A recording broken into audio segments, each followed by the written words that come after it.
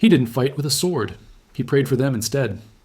Jonah was a stern man, known for speaking his mind without fear.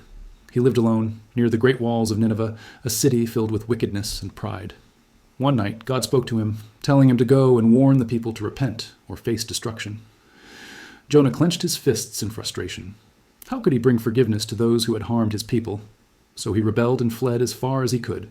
On his journey, a violent storm broke out at sea. The waves crashed against the ship, and terrified sailors prayed desperately for their lives. Jonah knew the truth. The storm had come because of him. They threw him overboard, and at once the sea grew calm. Then a giant fish rose from the depths and swallowed him whole. For 3 days, Jonah sat in darkness, his spirit crushed. He cried out to God for mercy, promising to obey. When the fish finally released him onto the shore, Jonah was covered in mud and shame, but his heart was humbled. He walked to Nineveh and stood in the crowded streets, warning the people to turn back to God before it was too late. To his surprise, the people listened.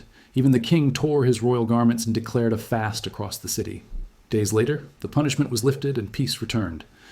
Jonah sat on a hill overlooking the city, the sun burning his skin.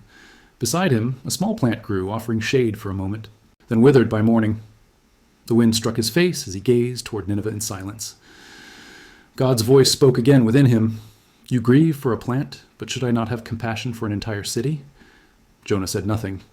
He simply watched as the city breathed, alive under God's mercy.